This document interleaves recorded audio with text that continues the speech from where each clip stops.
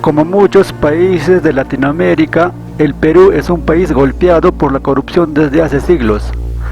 Un claro ejemplo de esto es que sus últimos 6 expresidentes tienen sentencias o acusaciones de corrupción. Alberto Fujimori, que gobernó de 1990 a 2000, fue condenado a 25 años de cárcel. Alejandro Toledo, que gobernó de 2001 a 2006, tiene en su contra un pedido de extradición de Estados Unidos por supuestamente haber recibido coimas millonarias de la empresa brasileña Odebrecht. Alan García, que gobernó por segunda vez de 2006 a 2011, se suicidó cuando iba a ser detenido preliminarmente.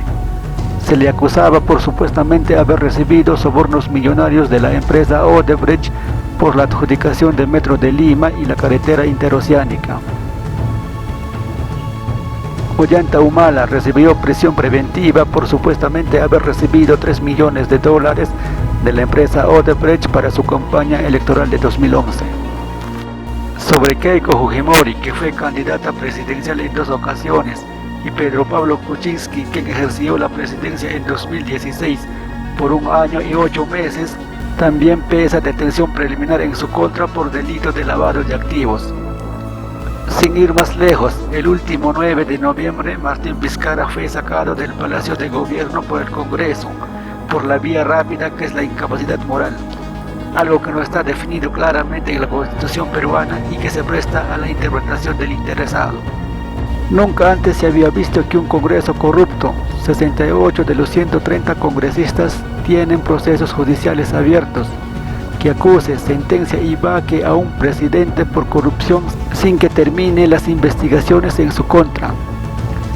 Lastimosamente, esta es la ideología de la política peruana.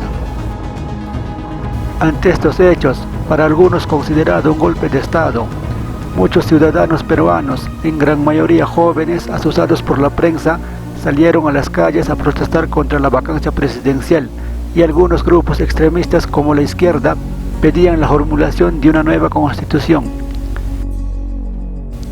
Dada la coyuntura política que atraviesa el Perú, en este video realizaremos un breve resumen de cómo surgió la lucha por el poder entre el Ejecutivo y el Congreso, y qué intereses hay detrás de la vacancia presidencial. Sin más, empecemos.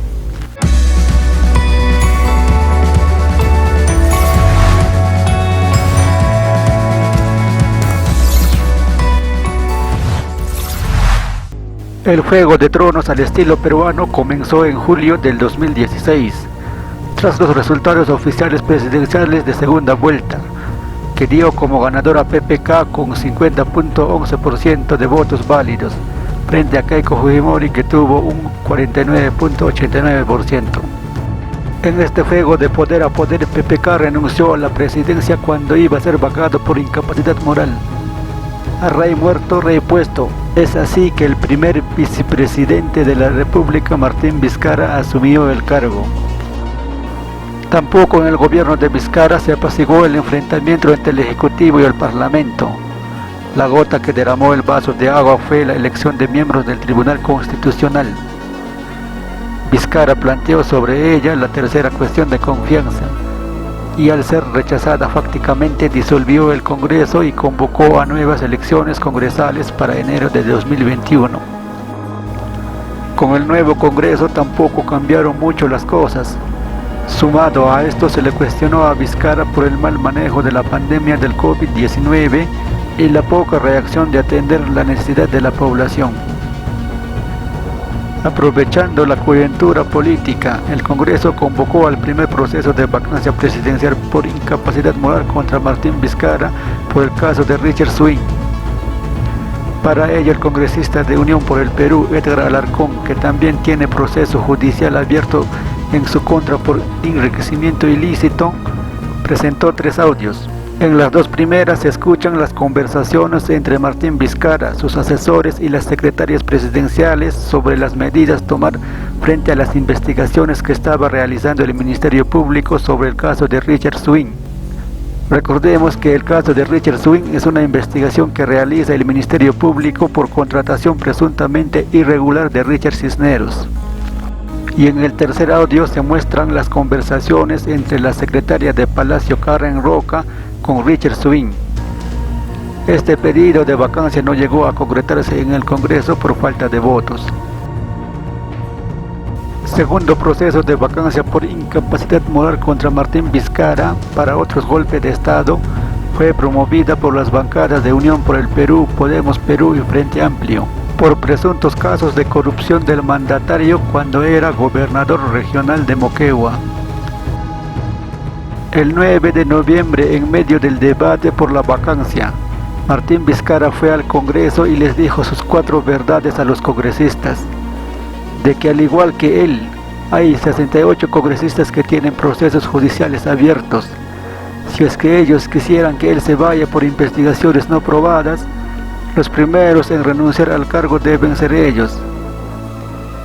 Esto obviamente no les gustó a los congresistas, que heridos en el alma, sin pensarlo votaron a favor de la vacancia.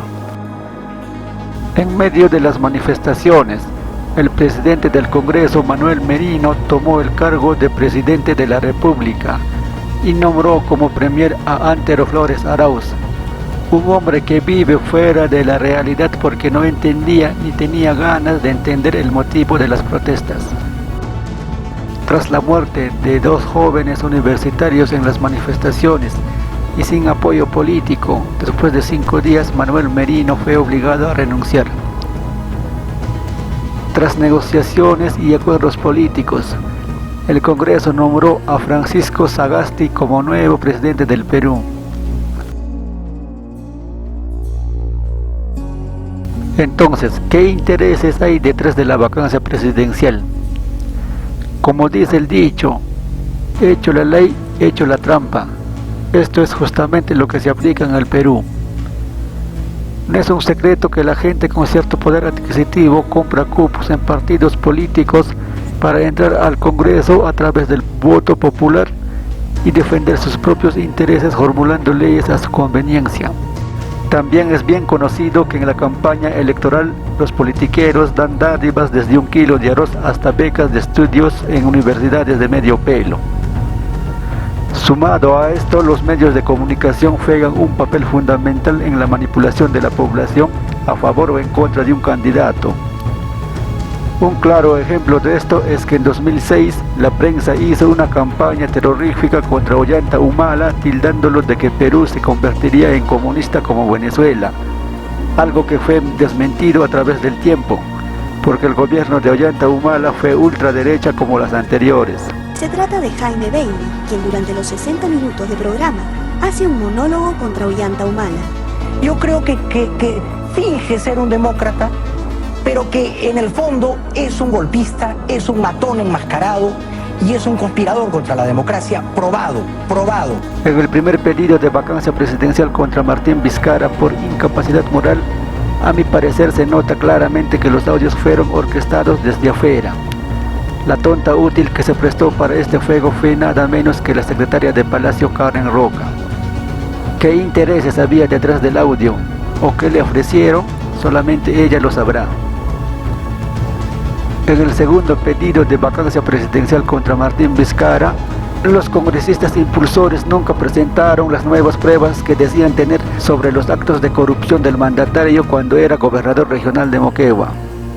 Según mi análisis, algunos partidos políticos querían aprovechar el momento para ganar popularidad de cara a las elecciones de 2021 y otros partidos ligados al negocio de las universidades querían tomar el poder para formular leyes y exigir a la SUNEDU la reconsideración de universidades con licencias denegadas.